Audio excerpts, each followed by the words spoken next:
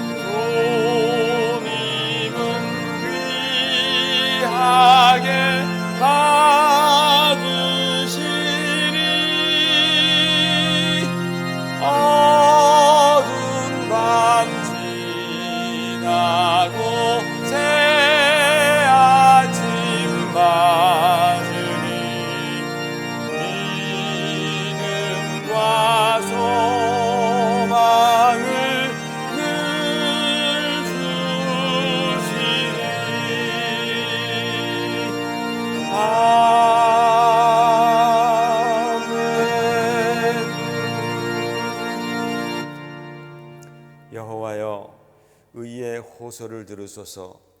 나의 울부짖음에 주의하소서. 거짓되지 아니한 입술에서 나오는 나의 기도에 귀를 기울이소서. 주께서 나를 판단하시며 주의 눈으로 공평함을 살피소서. 주께서 내 마음을 시험하시고 밤에 내게 오시어서 나를 감찰하셨으나 흠을 찾지 못하셨사오니 내가 결심하고 입으로 범죄하지 아니하리이다. 사람의 행사로 논하면 나는 주의 입술의 말씀을 따라 스스로 삼가서 포악한 자의 길을 가지 아니하였사오며 나의 걸음이 주의 길을 굳게 지키고 실족하지 아니하였나이다. 하나님이여, 내게 응답하시겠으므로 내가 불렀사오니 내게 귀를 기울여 내 말을 들으소서. 주께 피하는 자들을 그 일어나 치는 자들에게서 오른손으로 구원하시는 주여, 주의 기이한 사랑을 나타내소서. 아멘. 자리에 앉으셔서 우리 예배를 위해서 또 우리 영혼을 위해서 함께 기도하실 때에 주님, 오늘도 우리를 불러주심 감사합니다. 예배 가운데 주님 만나게 하시고 주님의 그 귀한 사랑, 놀라운 사랑을 가르쳐 주시옵소서. 그 사랑으로 우리가 위로받게 하시고 또 세임받게 하시고 또 우리의 심령은 주님 안에서 기쁨으로 충만한 예배되게 해달라고 이 시간 함께 예배를 위해서 간절하게 함께 기도하겠습니다. 오 하나님 아버지, 주님 감사합니다. 오늘도 주님의 크신 은혜와 사랑 안에서 우리를 이렇게 불러주셔서 감사드립니다. 아버지 하나님, 예배 가운데 주님의 은혜가 임하여서 주여 우리가 그 주님의 귀한 사랑, 놀라운 사랑을 우리가 경험하게 하여 주옵소서. 우리의 심령 주님 찾아와 주시며 주님의 그 십자가의 은혜를 보여주시고 베풀어 주시옵소서. 주님 홀로 영광 받아 주옵소서. 예수님의 이름으로 기도합니다. 할렐루야. 하나님 아버지, 주님의 은혜를 감사드립니다.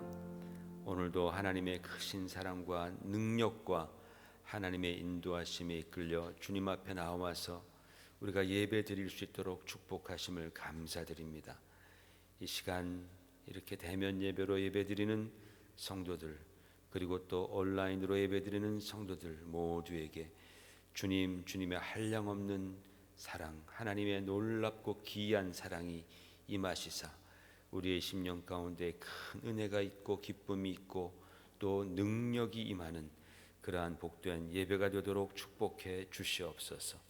하나님 아버지, 우리의 모든 죄악들, 우리의 허물들 주님 우리가 회개하고 자복하오니 주님 예수 그리스도의 놀라운 십자가의 보혈로 씻어주시며 아버지, 우리가 참으로 진심으로 회개하는 심령 가운데에 주여 기쁨 허락하여 주시고 은총 부어주셔서 오늘 예배 가운데에 정말 주님을 만나 뵙고 우리의 심령이 하늘의 축복으로 가득 차 돌아갈 수 있도록 주여 역사하여 주시옵소서. 우리를 사랑하시는 주님, 우리를 만나 주시고 또 우리의 눈을 들어 주님을 바라볼 때에 우리가 기대하지 못했던 그 놀라운 하늘의 은총들을 오늘 경험하고 돌아가는 그러한 복된 예배가 되게 하여 주옵소서. 주님 홀로 영광 받으시기를 원하옵고 예수님 이름 받들어 감사하며 기도 올리옵나이다. 아멘. 하늘에 계신 우리 아버지 이름을 거룩하게 하시며 아버지의 나라가 오게 하시며 아버지의 뜻이 하늘에서와 같이 땅에서도 이루어지게 하소서. 오늘 우리에게 일용할 양식을 주시고 우리가 우리에게 잘못한 사람을 용서하여 준 것 같이 우리 죄를 용서하여 주시고 우리를 시험에 빠지지 않게 하시고 악에서 구하소서. 나라와 권능과 영광이 영원히 아버지의 것입니다. 아멘.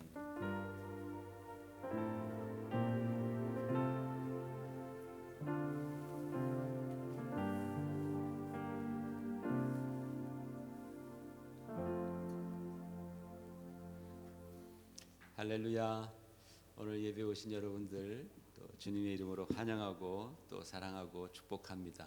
우리가 예배 드릴 때에 제일 원하는 것은 주님의 음성 듣는 것입니다. 그렇죠? 주님의 음성 우리가 듣길 원하는데 주님께서 우리에게 무슨 음성을 가장 먼저 들려주실까요? 내가 너를 사랑한다. 잘 왔다. 내가 너를 축복하노라.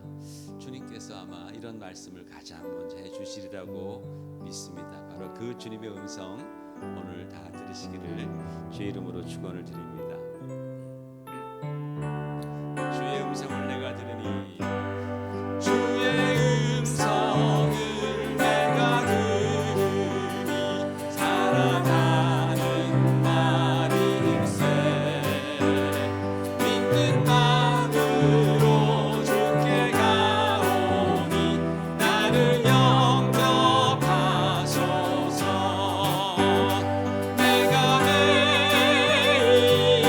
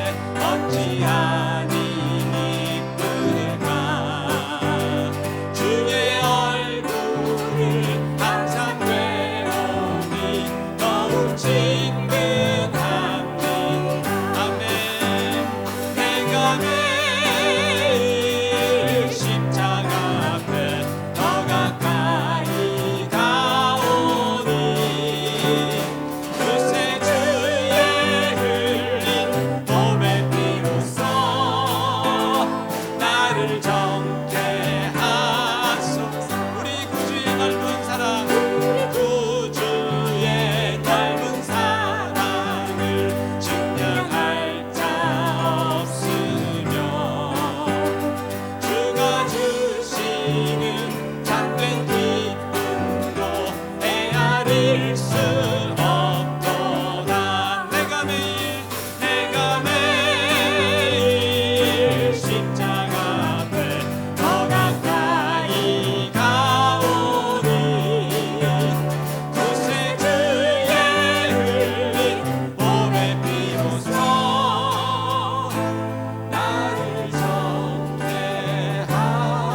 정죄하소서.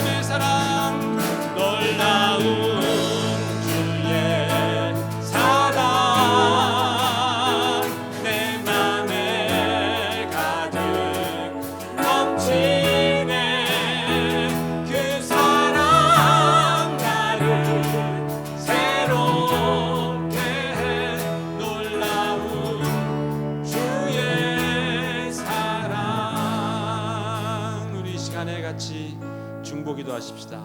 우리 작은 기도 소리이지만 그러나 이것이 모여서 태산을 이룰 줄 믿습니다. 이 시간 기도할 때에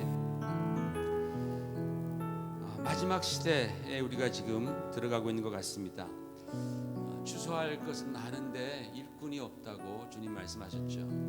일꾼을 보내주시옵소서. 아버지께 기도하여서 일꾼을 보내달라고 그렇게 주님께서 기도하라고 말씀하셨는데 지금이 바로 그런 때인 줄로 믿습니다. 정말 그동안 교회 역사를 보면은 하나님께서 성령을 부어주신 그런 주님의 놀라운 종들이 일어나서 부흥을 이끌어갔습니다. 지금이 바로 그렇게 하나님의 성령과 능력과 복음에 붙들려서 죽어가는 영혼들을 주님께로 이끌어야 할 그러한 큰 사명을 가지고 하나님께서 역사하시는 그런 종들이 일어나야 할 때인 줄로 믿습니다. 우리 세대 그리고 다음 세대까지도 그런 종들이 필요한데 이 시간에 좀 같이 기도했으면 좋겠습니다. 이번 주간에 정말 그런 마음을 하나님께서 많이 주셨는데 하나님 정말 이 마지막 시대에 주여 추수할 밭은 휘어져 있는데 일꾼이 부족합니다. 하나님 정말 그 세기를 주도했던 그러한 그 성령에 붙들렸던 그러한 주님의 종들 그런 일꾼들 하나님께서 보내달라고 하나님 역사해달라고 이 시간 정말 간절히 기도하면서 또 하나님 아버지 이 코비드도 빨리 종식되도록 도와주시옵소서. 같이 기도하십시다. 하나님 아버지 주님 이 시간 우리가 주님의 마음을 듣기를 원합니다. 하나님 아버지 세상을 바라보시는 그 하나님 아버지의 그 마음을 알기를 원합니다. 주여 이제 정말 이 세상은 말세로 들어가고 있습니다. 하나님 정말 말세 중에 말세로 우리는 접어들고 있습니다.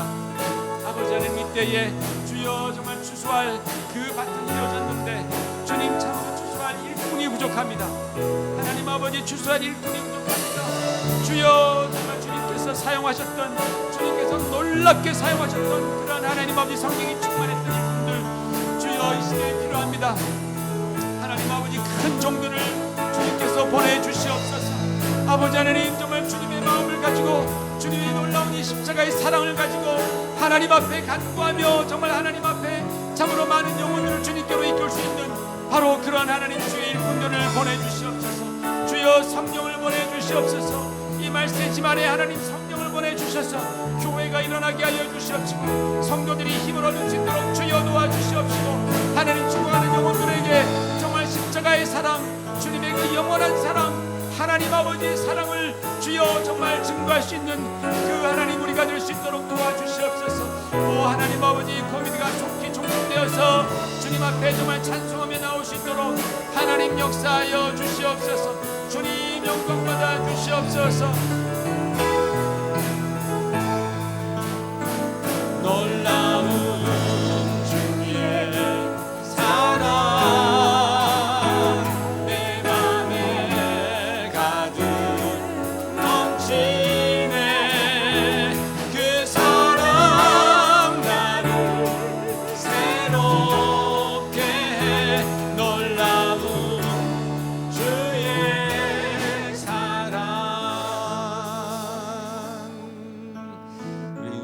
나오셔서 예배를 위해서 기도해 주시겠습니다.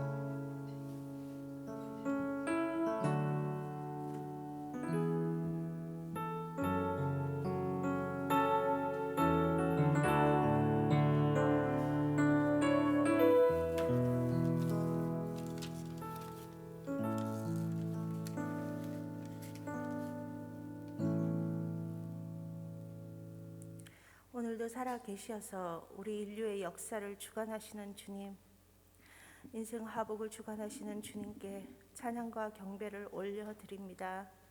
모든 영광 주님 홀로 받으시기를 원합니다. 두려운 하나님의 말씀을 삼가 듣기 원하오니 주의 날에 주의 음성 듣기 원하오며 깨닫는 저희 심령들 되게 하여 주시옵소서. 주의 말씀대로 살게 하여 주시옵소서. 하나님이 아닌 그 어떤 것도 섬기지 아니하며 쫓지 아니하며 사랑하지 아니하며 오직 주만 바라보며 주님께만 소망을 두고 나아가는 주의 백성 되게 하여 주시옵소서. 오직 주만 바라나이다. 아버지 하나님 저희의 죄를 용서하여 주시옵소서. 저희들의 어리석음을 용서하여 주시옵소서. 가장 귀중한 주님을, 우리 목숨보다도 소중한 주님을 이런저런 핑계로, 세상 이유로, 세상 탓하며 당연시하며 주님을 외면하고 예배를 소홀히 한 점을, 인본주의에 빠졌던 것을 주님 용서하여 주시옵소서. 통곡하며 회개합니다. 우리 인생들을 불쌍히 여겨 주시옵소서. 주님 사랑합니다. 인생의 연약함으로 인하여 저희들 영혼이 공고하고 무거워진 세상 짐을 주님 앞에 다 맡기기를 원합니다. 십자가 그늘 밑에서 쉬기를 원합니다. 지치고 상한 저희들을 위로하여 주시고 회복시켜 주시옵소서. 거룩한 예배를 통하여 몸과 마음과 영이 다시금 회복되고 치유되어 세임받기를 원합니다. 이 마지막 때에 영이 어두워져서 주님을 배도하는 진실로 어리석고 미련한 인생 되지 않도록 주님, 저희들을 저 천성 입성할 때까지 주관하시고 붙들어 주시옵소서. 말씀 전하시는 주의 종에게 영권을 갑절로 더하사 이 마지막 때에 주님께 쓰임받는 귀한 종 되게 하여 주시옵고, 우리를 죄에서 구원하신 감사하신 예수 그리스도 이름 높이어 기도드립니다. 아멘.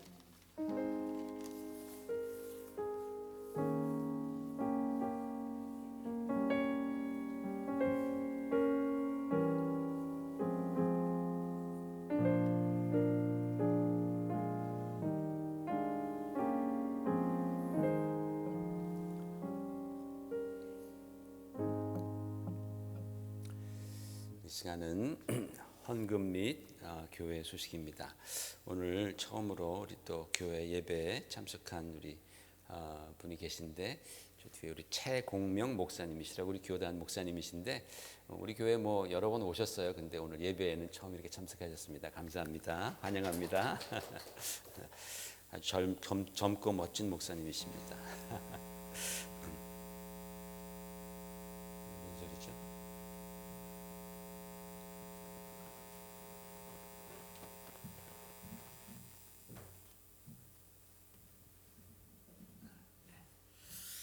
자, 2021년도 사실 지난주에 저희가 지난번에 사무총회를 우리가 간단하게 했습니다. 그런데 그때 말씀을 드렸듯이 2021년도 재직은 2020년도에서 그냥 유임돼서 그렇게 하는 걸로 말씀을 드렸는데, 2021년도에 우리 김민원 우리 성도님, 우리 큰산학교 집사님으로 그렇게 임명을 합니다. 뭐 다른 교회에서도 집사님으로 계속 계셨는데 우리 교회 작년 1년 동안 제일 열심히 잘 나와주시고 또 열심히 많이 또 기도해 주시고 하셔서 우리 올해는 또 큰산학교 집사님으로 이렇게 섬기실 수 있도록 그렇게 기도하면서 정했습니다. 여러분도 기도해 주시고 또 함께 기뻐해 주시기를 바랍니다.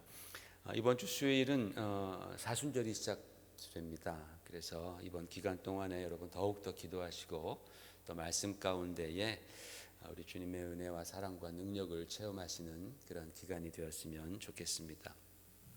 제가 보내드리는 시편 큐티 말씀, 그 말씀 보시면서 또 묵상하시면서 또 더 깊은 하나님의 또 섭리를 여러분들 경험하셨으면 좋겠습니다. 우리 함께 기도하겠습니다. 하나님 아버지, 은혜를 감사드립니다. 오늘 주 앞에 나와 이렇게 예배하는 모든 성도들에게 하나님 또 먹을 것과 입을 것과 또 잘 수 있는, 쉴 수 있는 공간을 허락하여 주시고 또 그 외에도 많은 복들을 허락하여 주심을 감사드립니다. 너에게 먹을 것과 입을 것이 있으면 감사하라고 주님께서 말씀하셨는데 참으로 감사합니다. 아버지 하나님, 우리에게 또 풍성히 주시고 넉넉히 주시고 또 쓸 만큼 주시고, 그러나 하나님, 우리가 또 그 안에서 주님 앞에 이렇게 또 귀한 물질을 헌금합니다. 하나님의 나라를 위해서 또 주님의 뜻과 또 주님의 몸된 교회를 위해서, 사역들을 위해서 이렇게 주 앞에 바치는 이 귀한 손길들 하나님께서 기억하여 주시옵소서. 단 한순간도 하나님의 인도함과 역사가 없다면 우리가 어찌 호흡하겠습니까? 어찌 우리가 일어서 걸어 다닐 수 있겠습니까? 어찌 우리가 말을 할 수 있겠습니까? 하나님 아버지 주님의 은혜로 말미암아 살아가는 우리들, 주여 그 은혜에 감사하여서 이렇게 또 주님 앞에 헌금하오니 이 물질 받아주실 때에 우리의 마음과 우리의 사랑과 또 우리의 믿음도 함께 받아주셔서 아버지 물질이 쓰이는 곳마다 주님의 은혜와 주님의 뜻과 영광이 드러나게 하여 주시옵소서. 다친 손길들을 하나님께서 기억하여 주시고 강건케 하시고 그 손을 축복하여 주시옵시며 그 인생 가운데 언제나 주님 함께 하심으로 말미암은 그러한 복락이 있게 하여 주시옵소서. 감사드리면서 우리 주 예수 그리스도의 이름으로 간절히 기도 올리옵나이다. 아멘.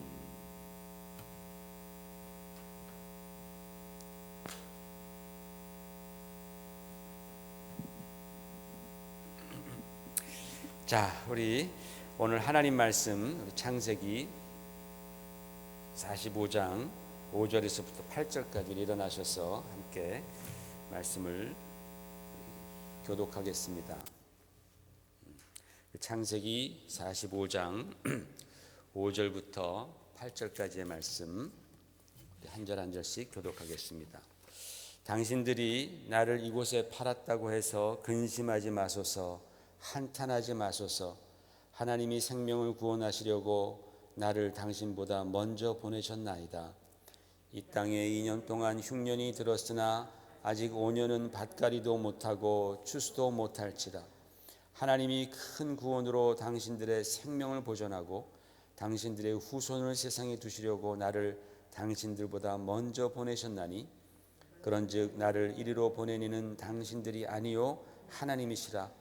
하나님이 나를 바로에게 아버지로 삼으시고 그 온 집의 주로 삼으시며 애굽은 온 땅의 통치자로 삼으셨나이다. 아멘. 앉으시기 바랍니다. 여러분, 요즘에 우리가 복음이 가지고 있는 본질적인 세 가지 요소에 관해서 말씀을 나누고 있습니다. 복음이 가지고 있는 본질적인 3요소. 첫 번째는 자유라고 했습니다. 자유. 복음의 첫 번째 요소는 자유다. 죄 사슬에 묶여서 종노릇하는 인간을 하나님께서는 예수 그리스도의 십자가의 은혜와 사랑으로 구원해 주심으로써 하나님의 형상인 자유를 되찾게 해 주셨습니다. 하나님의 형상인 자유. 우리는 자유롭게 만들어진 존재들이잖아요. 죄에서 자유. 그렇죠? 그래서 자유케 하는 복음이다. 두 번째로는 거룩입니다. 두 번째 복음 요소는 거룩이다. 하나님의 형상을 되찾은 성도들은 반드시 하나님께서 거룩하신 것 같이 우리도 거룩하기 위해서 죄와 싸워야 하는데 그 죄와의 싸움에서 승리케 하는 것이 바로 복음의 능력입니다. 그래서 복음의 두 번째 요소는 거룩함입니다. 그리고 지난주에 말씀드렸죠. 성경에 내가 사람의 방언과 천사의 말과 온갖 예언과 그리고 산을 옮길 만한 믿음이 있다 할지라도 사랑이 없으면 아무것도 아니니라. 사랑이 없으면 아무것도 아니니라. 복음의 세 번째 요소는 바로 사랑입니다. 그 사랑에 관한 첫 번째 설교를 지난주에 들었습니다. 사도 바울은 갈라디아서 5장 13절에서 이렇게 말씀하고 있습니다. 같이 한번 읽어보십시다. 시작. 형제들아, 너희가 자유를 위하여 부르심을 입었으나 그러나 그 자유로 육체의 기회를 삼지 말고 오직 사랑으로 서로 종노릇하라 라고 명령하고 있습니다. 여기서 종노릇하라라는 말의 그 헬라어는요, 그 헬라어 둘로스라는 노예라는 단어에서 파생된 둘레오라는 동사입니다. 이 둘레오는 종이 되다 또 종처럼 섬기다라는 그런 의미입니다. 근데 영어 번역을 보면은요, 일반적으로 serve one another라고 그렇게 되어 있습니다. serve one another, 서로 섬기라, 서로 섬기라. 근데 그것만으로는 이 둘레오라는 단어의 의미를 충분하게 끌어내지 못하죠. 그런데 영어 번역 중에서 NIV 번역을 보니까 serve humbly one another라 그래가지고 이 humbly 겸손하게 너희가 서로 섬기라는 말로 번역을 해놨습니다. 겸손하게라는 말을 덧붙였지만 그러나 그것도 의미가 완전하지는 않습니다. 거기에 비해서 한국어 성경은 좀 투박해 보이기는 하지만 이 헬라어 원문의 의미를 최대로 되살려서 서로 종노릇하라라고 그렇게 번역이 잘 되어 있습니다. 여기서 사도 바울이 말씀하는 이 섬김, 종노릇은요, 그게 어디서 왔느냐? 바로 예수 그리스도의 섬김을 모본으로 삼은 것입니다. 예수님의 섬김을 기준으로 삼은 것입니다. 주 예수 그리스도께서 이 땅에 고난받는 종으로 오셔서 복종하시면서 섬겨주셨습니다. 주님께서는 가장 낮은 곳까지 내려가셨기 때문에 결국은 자기의 목숨까지도 주실 수 있었던 것이죠. 그렇게 우리 주님은 종처럼 낮은 자리에서 우리를 섬겨주신 것입니다. 그런데 여러분, 예수님께서 그렇게 종처럼 섬길 수 있었던 이유, 종처럼 섬길 수 있었던 그 섬김의 원동력은 무엇이었을까요? 당연히 사랑입니다. 사랑. 그 섬김의 원동력은 사랑입니다. 따라서 우리 역시 서로 종처럼 섬길 수 있기 위해서는 맨 먼저 우리에게 사랑이 필요한 것이죠. 왜냐하면 사랑은요, 우리에게 없던 능력도 생기게 해주는 그런 신비한 능력을 갖고 있죠, 사랑이. 그래서 성경은 오직 사랑으로 서로 종노릇하라라는 말을 합니다. 오직 사랑으로 너희가 서로 종노릇하라. 그런데 여러분, 우리가 과연 얼마나 사랑이 많다고 남의 종이 될 수 있겠습니까? 아무도 없어요. 내가 뭐 사랑이 얼마나 많다고 남의 종이 됩니까? 그건 말도 안 되는 소리입니다. 그래서 지난주에 제가 말씀드릴 때 우리가 한 가지 오해 좀 하지 말자, 제발 오해하지 말자고 말씀드린 것이 뭐냐면, 성경이 말씀하고 있는 사랑을 인간적인 사랑, 내 안에서 발현되는 그런 사랑이나 내가 갖고 있는 정, 나는 정이 많은 사람이야, 이런 걸로 생각하지 말자라는 것입니다. 인간적인 사랑이나 인간적인 정만 가지고는 절대로 우리는 주님의 사랑을 실천할 수 없습니다. 1900년도에 중반에 초반과 중반 그때 우리 주기철 목사님께서 일제시대의 신사참배를 반대한다는 이유로 일본 형사들에게 끌려가서 정말 하루 종일 매를 맞고 손톱이 뽑히고 또 거꾸로 매달려서 고춧가루를 탄 물을 코와 입에다가 그렇게 쏟아붓는 그런 악랄한 고문을 당하시면서도 자기를 그렇게 학대하는 형사들을 위해서 기도하셨습니다. 그 모진 고문을 이겨낸 것도 인간의 능력을 초월하는 위대한 일이죠. 정말 신앙을 지킨 것, 위대한 일이죠. 그 고문을 당하면서 나중에 순교하셨지만은 그렇게 고문을 당하면서 자기의 신앙을 지키고 신사참배하지 않은 것도 위대한 일이지만은 그보다 더 위대한 것은 자기를 그렇게 고문하는 그 인간 같지도 않은 사람들을 위해서 사랑으로 기도하셨다라는 겁니다. 여러분, 이것은 인간적인 사랑으로는 불가능한 일입니다. 우리가 갖고 있는, 우리 안에서 발현되는 사랑으로는 절대로 불가능한 것입니다. 예수님께서 원수도 사랑하라, 너희가 원수도 사랑하라라고 가르치실 때 그 사랑은 하나님의 사랑으로 사랑하라라는 말씀입니다. 우리 안에 있는 인간적인 사랑이나 정이나 또는 오랜 수련을 통해서 우리가 그렇게 획득한 어떤 사랑 가지고는 우리는 원수를 사랑할 수 없습니다. 나에게 해를 끼친 사람을 70번씩 7번이라도 주님은 사랑하고 용서하라고 말씀하셨는데 그렇게 할 수가 없어요, 우리 인간들은. 그러나 하나님의 사랑은 할 수 있다라는 거예요. 하나님의 사랑은 가능하다라는 겁니다. 오늘 우리가 본문에서 본 요셉이 그랬습니다. 여러분, 요셉의 그 인생은 진짜 기구합니다. 시기, 질투, 미움에 사로잡힌 그 형들이 어린 요셉을 애굽의 노예로 팔아 넘겼습니다. 한마디로 인간들이 아닙니다. 그 형들은 금수만도 못한 놈들입니다.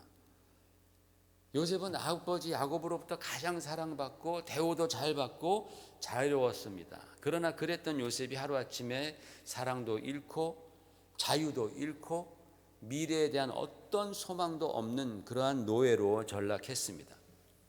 성경은요, 그가 노예로 팔릴 때 얼마나 형들에게 부르짖었는지를 그렇게 잘 묘사하고 있습니다.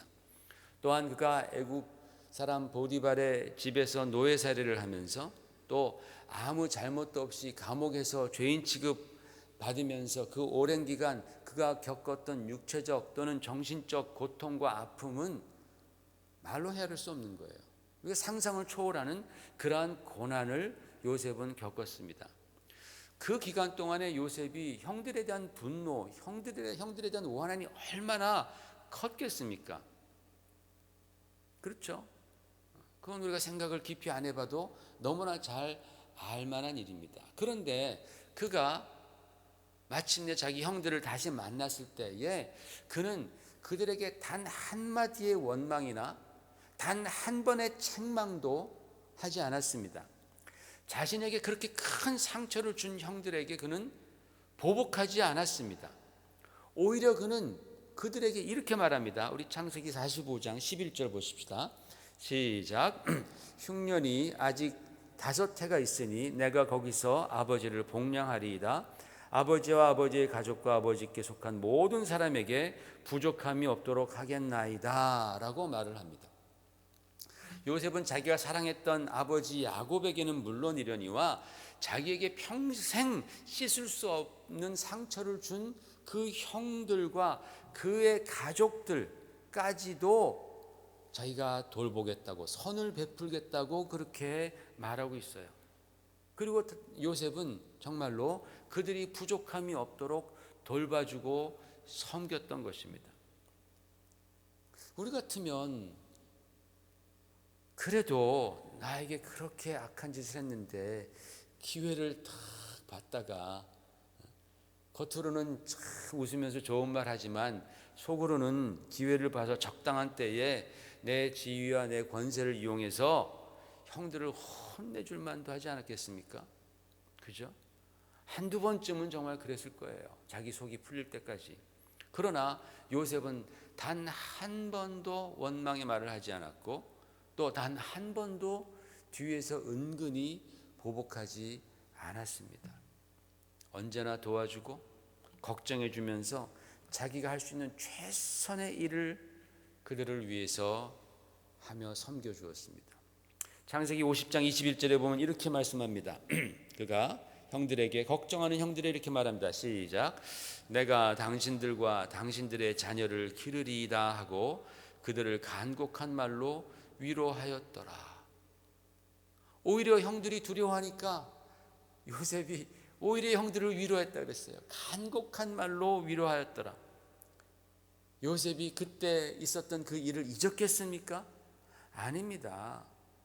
총리가 된 요셉이 처음 형들을 만났을 때도 똑똑히 기억하고 있었고 그 후에 17년 동안 이제 애굽에서 같이 살다가 아버지 야곱이 돌아갔었을 때에도 요셉은 형들을 만나서 그 형들이 행했던 악행을 잊지 않고 있었다라는 거예요.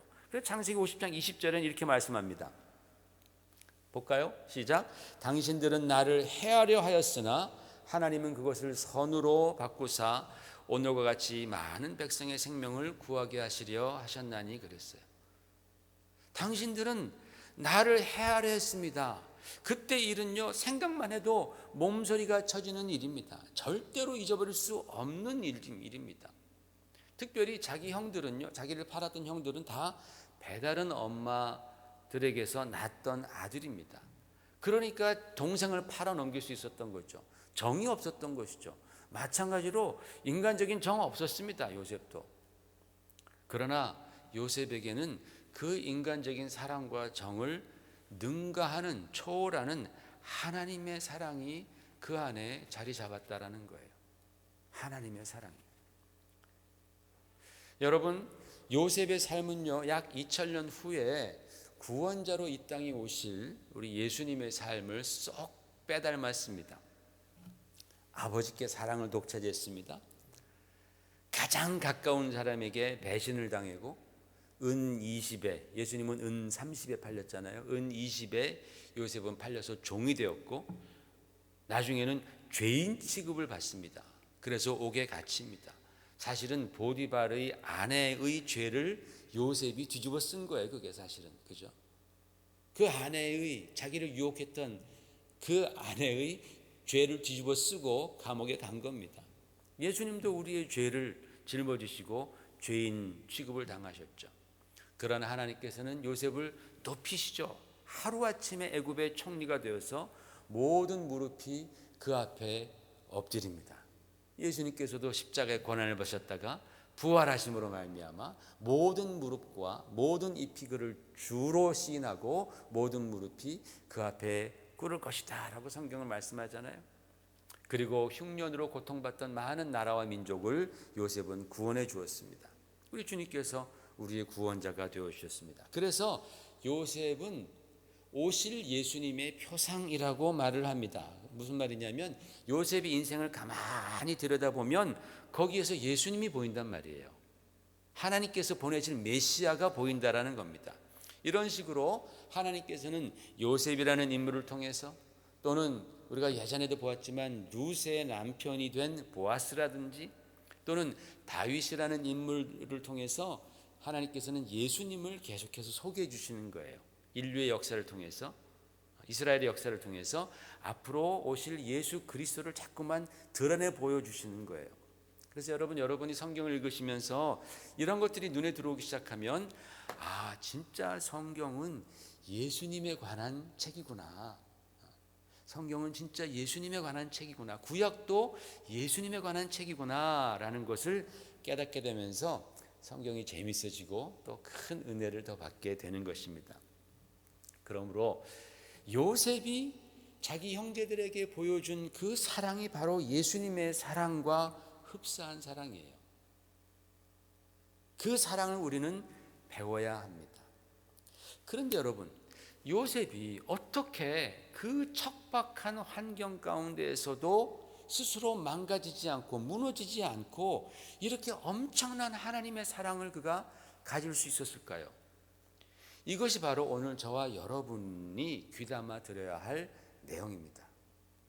그 척박한 환경 속에서 자신이 무너지지 않고 어떻게 그 놀라운 하나님의 사랑을 그가 소유할 수 있었는가?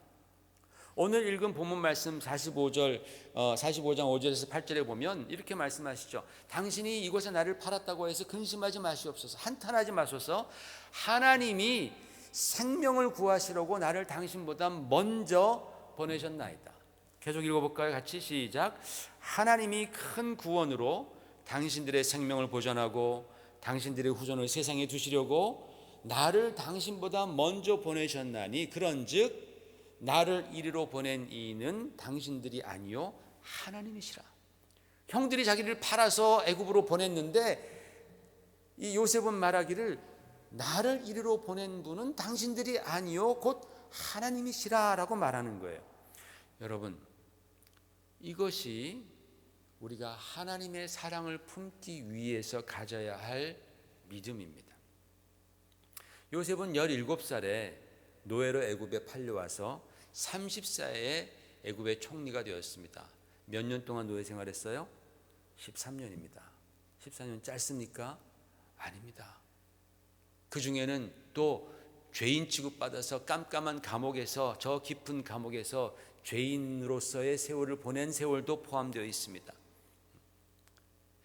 그러나 그가 이 긴 기간 동안 노예와 죄인으로 있으면서 그가 마침내 깨달은 것은 이것이 다 하나님의 다스림과 허락하에 일어난 일이다라는 것입니다. 그가 그것을 깨달은 겁니다. 형들이 자신을 애굽에 팔아넘겼던 그 비인간적이고 비도덕적이고 정말 그 악랄한 짓거리, 보디발이 자신을 감옥에 쳐놓은 것도, 그래서 자신이 그 긴 세월을 외롭고 눈물과 탄식으로 절망으로 고통받았던 그런 많은 일들, 이 모든 것들이 다 하나님의 섭리하에 놓여 있었다. 하나님의 주권하에, 하나님의 섭리하에 놓여 있었다라는 사실을 그가 깨달았던 것입니다. 여러분, 성경이 가르치고 우리가 고백하기로는 저 여러분의 인생 중에 하나님이 모르시는 것이 하나도 없음을 우리는 믿습니다. 그렇죠? 그렇죠?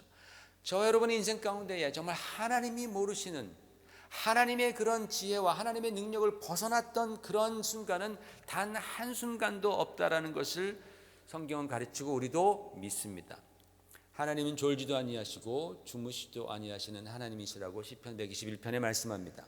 그러므로 하나님께서는 저 여러분의 인생 가운데에 실수로 놓치는 것이 있어요, 없어요? 하나도 없다라는 거예요. 우리가 좋을 때나 우리가 힘들 때나 하나님께서는 동일하게 우리의 인생을 다스리고 계시고 인도하고 계시는 거예요.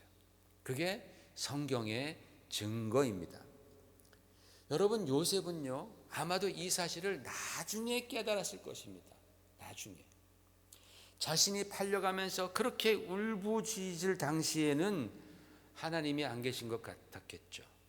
또 자신의 의로움 때문에 억울하게 감옥에 갇혀서 그 죄인 생활을 할 때에는 하나님이 정말 나를 버리셨는가라고도 느꼈겠지요. 그러나 나중에 보니까 하나님은 언제나 나와 함께 계셨고 모든 나의 인생들이 다 하나님의 섭리 가운데에 움직인다라는 사실을 그가 깨달았던 거예요. 그때 그 아팠을 때도 하나님이 나와 함께 계셨구나. 그때 정말 그렇게 참담했던 나의 인생의 바닥에서도 하나님은 나와 함께 계셨구나. 그때 나는 몰랐는데, 그때 내가 그렇게 아프면서 신음할 때도 하나님은 나와 함께 하셨구나. 그때 나는 하나님이 나를 버리신 줄만 알았는데, 나중에 생각해 보니까 모든 나의 인생의 그때마다 하나님이 나와 함께 하셨다라는 것을 요셉은 깨달은 것입니다. 하나님의 그 놀랍고 큰 섭리함 가운데 나의 인생이 놓여 있었다라는 사실을 요셉은 깨달았던 것입니다. 그래서 자기 자신에는 그렇게 쓰라린 상처를 남겨놨던 바로 그 일이 하나님의 시각으로 보니까 그게 생명의 길이고 그게 구원의 길이고 그게 또 자신을 높이는 하나님의 그런 놀라운 지혜였다라는 것을 그가 알게 된 거예요. 그랬기 때문에 그는 자기 앞에 엎드려 있는 그 형들, 인간 같지도 않았던 그 형들을 보았을 때에 미워하거나 증오가 일어나기보다는 긍휼히 여기는 마음, 그들을 사랑하는 마음, 하나님의 사랑으로 사랑하는 마음이 생겨났던 것입니다. 여러분, 우리가 말하고 있는 예수 그리스도의 사랑은 위대한 사랑입니다.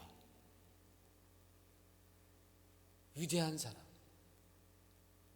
이것은 그저 작은 정에 울고 불고 기뻐하고 절망하고 슬퍼하는 그런 인간적인 사랑과는 비교도 할 수 없는 그런 어마어마한 사랑입니다. 주님의 사랑은 해와 같고 그리고 굳건한 바위와 같은 사랑입니다. 그런데 우리에게 있어서 이 하나님의 위대한 사랑, 예수님의 그 위대한 사랑은 언제나 하나님의 통치라는 그 든든한 기초 위에 세워진다라는 거예요. 하나님의 섭리, 하나님의 주관, 하나님의 다스림이라는 그 기초 위에 하나님의 위대한 사랑은 세워져 갑니다. 여러분, 주님께서는 지금까지 여러분 인생의 단 한 부분도 놓치지 않고 보고 계시고 통치하시고 섭리하고 계시는 거예요. 이런 주님께 대한 온전한 신뢰가 있을 때에 우리는 첫 번째로 어떠한 환경과 조건 속에서도 주님의 사랑을 깨닫게 됩니다. 두 번째로 그 사랑에 힘입어서 우리는 서로 사랑하며 서로 종노릇할 수 있게 되는 것입니다. 여러분, 혹시 이 말씀을 들으면서 여러분 마음 가운데 아직도 미워하는 사람이 있습니까? 아직도 서운한 사람이 있습니까? 그 사람만 생각하고 그때 그 일만 떠올리면 여전히 막 마음이 불편해지고 막 비난해주고 싶은 그런 사람이 있습니까? 저는 이 말씀을 준비하면서 가만히 생각해 보니까 있더라고요.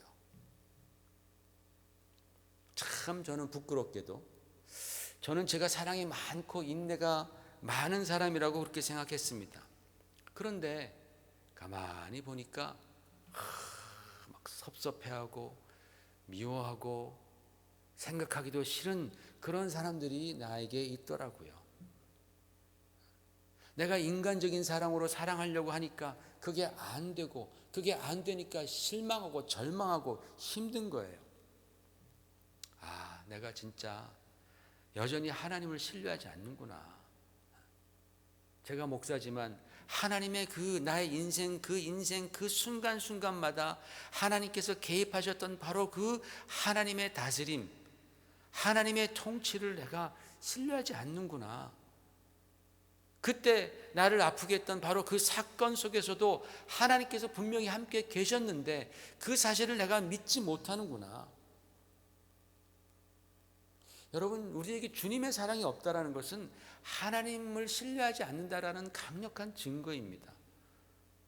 그래서 저는 참 부끄러웠습니다. 참 슬펐습니다. 그래서 회개했습니다. 하나님의 뜻과 통치를 신뢰하지 못한 그런 저의 불신앙을 회개했습니다. 또 주님처럼 사랑하지 못했던 바로 그 불순종을 회개했습니다. 참 그렇게 회개할 것이 많은 사람이더라고요, 제가. 여러분, 시편 25편 10절에 이런 말씀이 있습니다. 같이 읽어보십시다. 시작.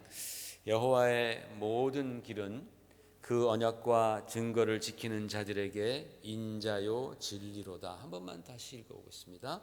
여호와의 모든 길은 그의 언약과 증거를 지키는 자들에게 인자요 진리로다. 진짜 귀한 말씀입니다. 여러분, 이 말씀을 잘 기억하면 우리에게 큰 힘이 될 수 있습니다. 여기서 길에 해당하는 여호와의 모든 길에 해당하는 히브리어는 오라라는 단어입니다. 오라. 이것은 길 또는 그 way, path, 길이라는 말과 함께 환경, 어떤 circumstances, 그리고 또는 여행, journey, travel이라는 말이 그 오라라는 말에 있습니다.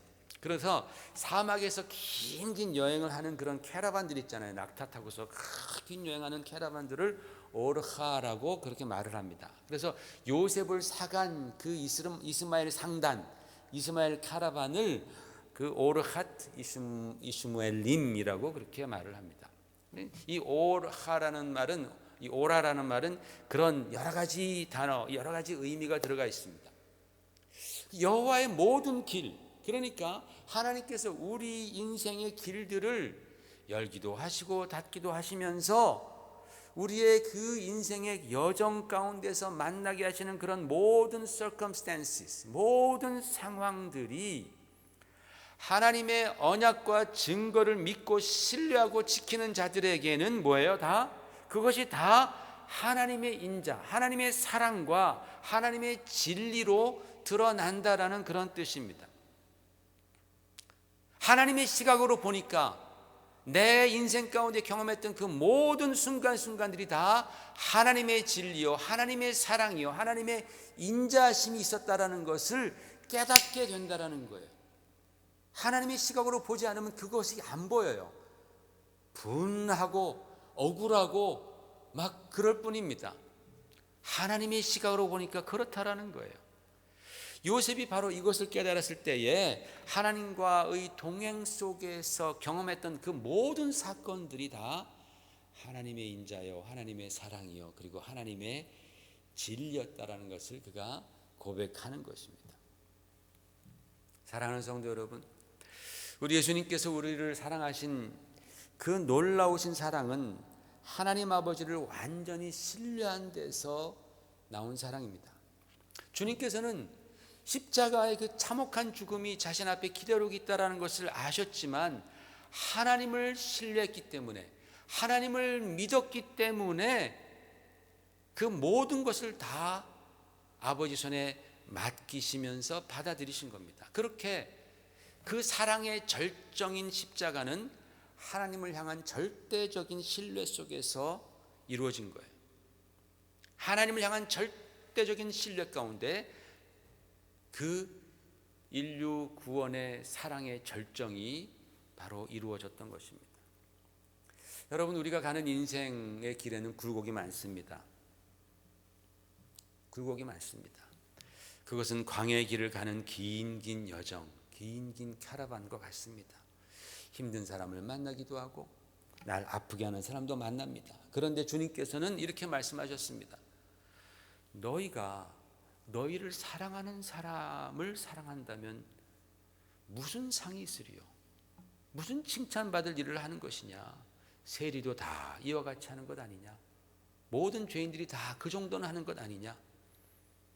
내가 새 계명을 주노니 내가 너희를 사랑한 것 같이 너희가 서로 사랑하라. 그렇게 말씀하셨습니다. 여러분, 주님의 사랑은 하나님을 신뢰할 때 우리 가운데 임하는 것입니다. 하나님께서 내 인생을 통치하신다라는 그러한 믿음이 있을 때에 우리는 어떠한 사람도 또 어떠한 환경 속에서도 예수님의 사랑으로 사랑할 수 있는 것입니다. 그러므로 여러분, 우리는 하나님을 신뢰합시다. 정말 우리가 하나님을 신뢰합시다. 나의 인생 모든 부분 가운데 하나님께서 함께 하신다라는 그 사실을 믿으십시다. 그러면 하나님께서 우리들에게 그 인간적인 사랑을 뛰어넘는 예수님의 사랑을 부어주십니다. 바로 그럴 때에 기독교의 사랑의 복음은 우리의 삶 속에서 진정한 능력이 될 줄로 믿습니다. 우리 같이 기도하겠습니다. 하나님 아버지, 감사합니다. 오늘 귀한 말씀을 통하여서 하나님을 신뢰하는 자가 하나님의 사랑을 경험하고 그 사랑으로 사랑할 수 있음을 배웠습니다. 주여, 우리의 믿음 없음을 용서하시고 주여, 우리가 주님을 더욱 신뢰하며 예수님의 사랑을 품고 우리도 사랑하게 도와주시옵소서. 예수님 이름 받들어 감사하며 간절히 기도 올려옵나이다. 아멘. 우리 다 같이 일어나셔서 나의 갈 길 다가도록 1절만 부르시고 예배를 마치겠습니다.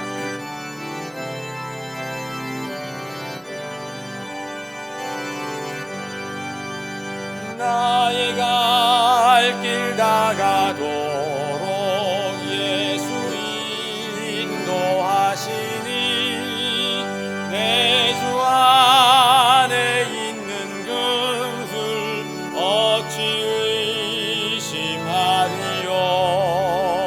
믿음으로 사는 자는 하늘 위로 받겠네. 무슨 일을 만나든지 만사형통하리라. 무슨 일을 만나든지